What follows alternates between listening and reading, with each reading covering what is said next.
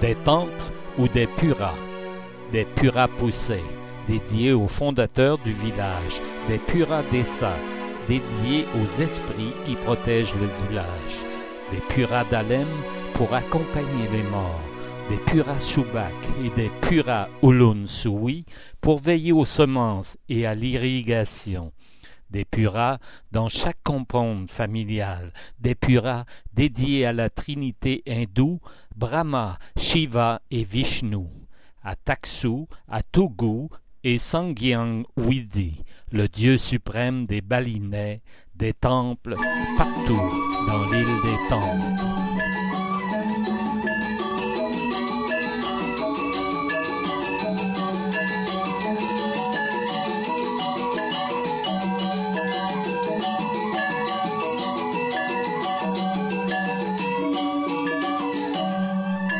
Pura Ulundano qui baigne ses pieds dans les eaux du lac Bratan au pied du volcan Katour.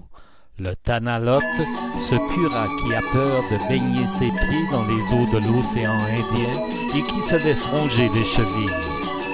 Le Pura Taman qui laisse entrer et les singes et les vulgaires. Le Pura Besaki qui gravit les pentes du volcan Agung et qui le brade de palier en palier. Le Pura Luhur qui écarte son portail et qui t'accueille inquiet et qui te laisse passer tout de même et qui a l'air de vouloir se refermer sur toi. Le Pura Tirtha Empul et ses processions de femmes aux offrandes gracieuses, des Puras protégés de monstres immobiles, de mousses et de lierres qui couvrent les pierres et les toits de paille depuis tant d'éternité en défiant le temps et le monde vulgaire.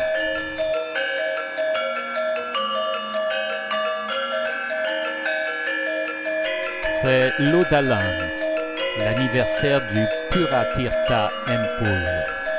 Regarde-les, ces femmes belles et pieuses qui courent sur les pistes et les routes et graffissent les marches du Pura, alignées les unes derrière les autres, jeunes ou moins jeunes, aussi belles jeunes que moins jeunes, et tout aussi habiles à porter sur leur tête les offrandes faites de mets, de fruits, de fleurs artistiquement disposées en forme de pagode pyramidale qu'elles déposent sur et autour des petits trônes qui meublent le parvis du temple. Derrière le temple, les femmes et les filles font l'offrande d'une danse sacrée, le pendet, accompagné de la musique des gamellans.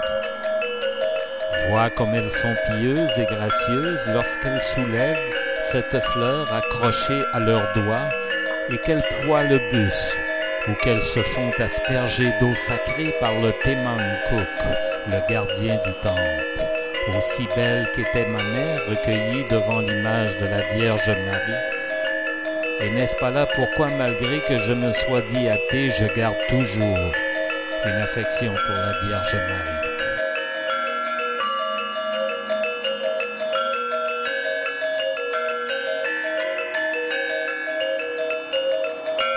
Et le cruel visage de Kala, le démon de l'île de beauté, ne cesse de te poursuivre dans les temples, sur les pentes des volcans, et jusque dans tes rêves à Kita, à l'hôtel où il te faut te loger parmi la foule vulgaire, finalement endormi, à moins que tu résistes aux monstres et te réfugies dans les bars bruyants de Chalam Lejian ou de Jalan Pantan Kuta.